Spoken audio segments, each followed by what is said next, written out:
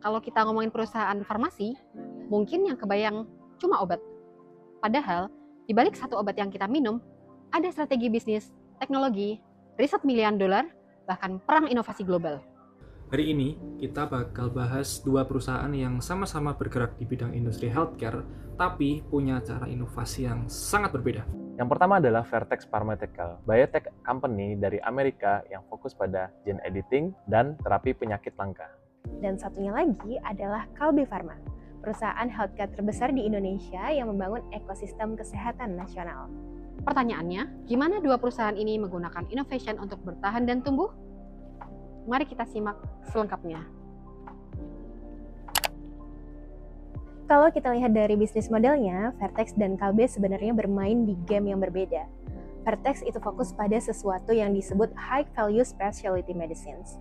Mereka bikin obat untuk penyakit serius seperti cystic fibrosis dan gene editing terapi.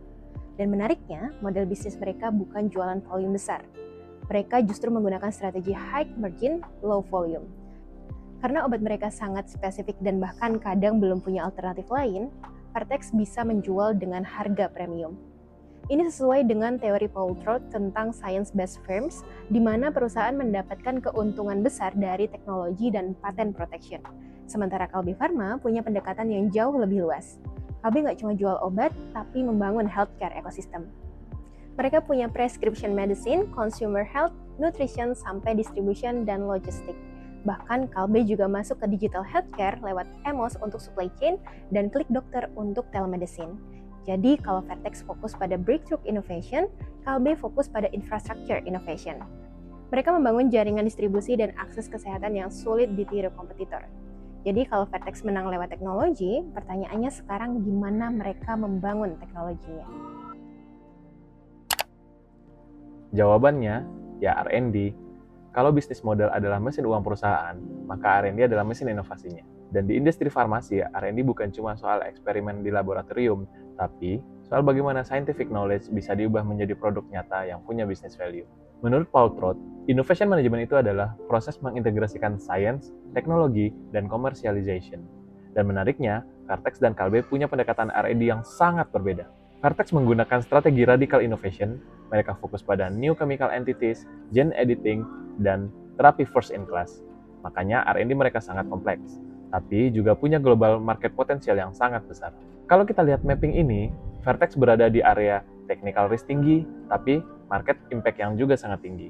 Karena mereka berani mengambil risiko besar untuk menciptakan breakthrough innovation. Contohnya adalah terapi CRISP dan cystic fibrosis terapi seperti Trikafta. Mereka rela menghabiskan bertahun-tahun research dengan kemungkinan gagal yang tinggi. Dan ini terlihat dari life cycle R&D mereka. Vertex memulai dari target discovery, lalu basic research, preclinical, clinical trial phase 1 dan sampai phase 3, hingga FDA approval dan global commercialization. Ini adalah proses yang sangat panjang, mahal, dan penuh uncertainty. Karena itu, Vertex menginvestasikan hampir 40% revenue mereka untuk R&D.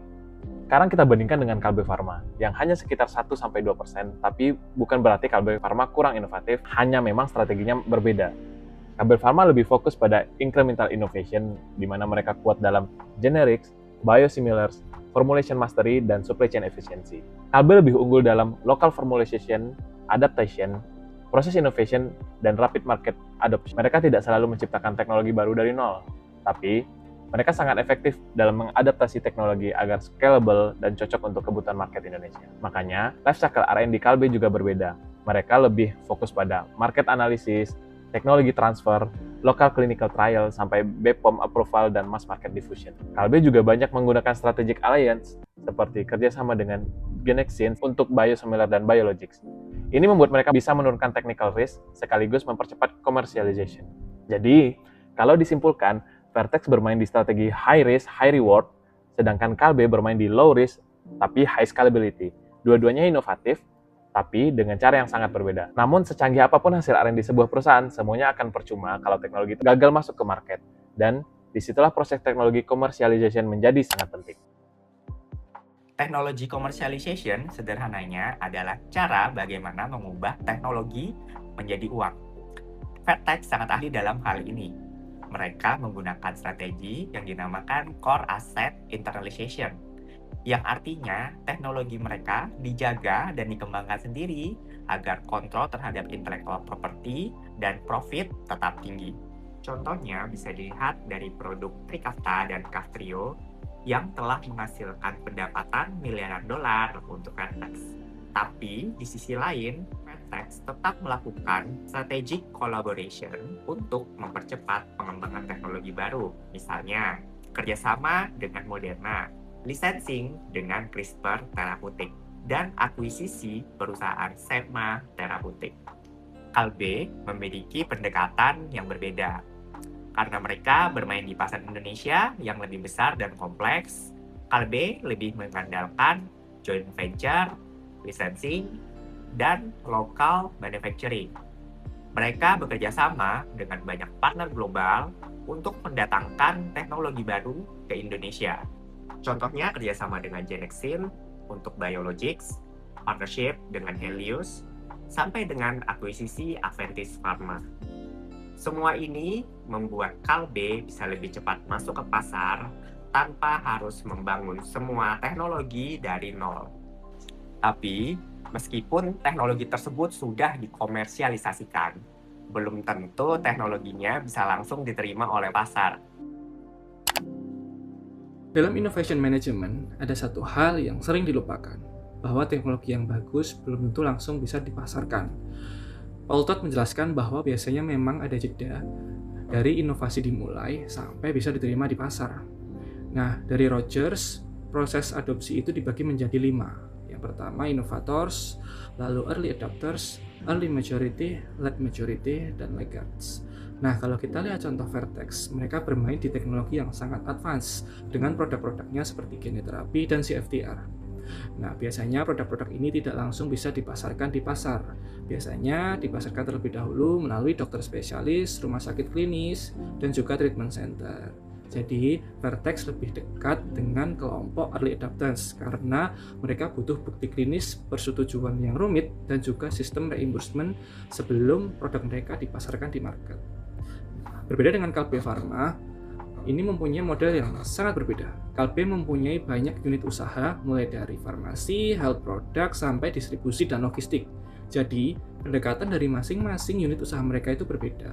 Misalkan untuk obat resep atau farmasi, adopsinya bisa lebih dekat dengan dokter spesialis dan rumah sakit.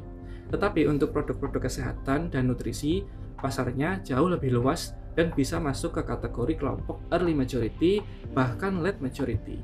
Nah, selain itu, Kalbe juga punya sistem distribusi yang sangat besar, ditambah digital e-commerce, ekosistem, dan telemedicine, sehingga produknya bisa dipasarkan lebih cepat.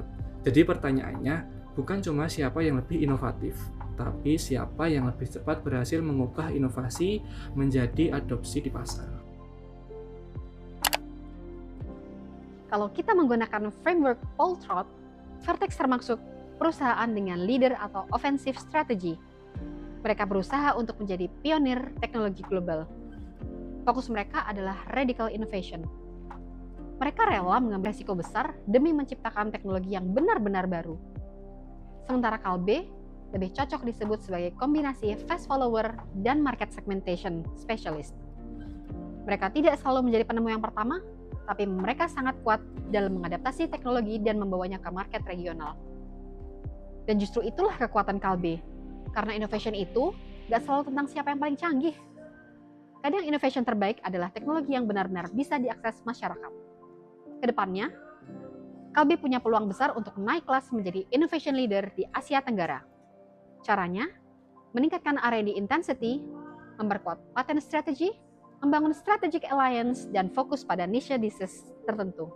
Dari Vertex dan Kalbe, kita belajar bahwa innovation atau inovasi tidak punya satu bentuk yang sama. Ada perusahaan yang menang lewat deep technology, ada juga yang menang lewat ekosistem dan accessibility.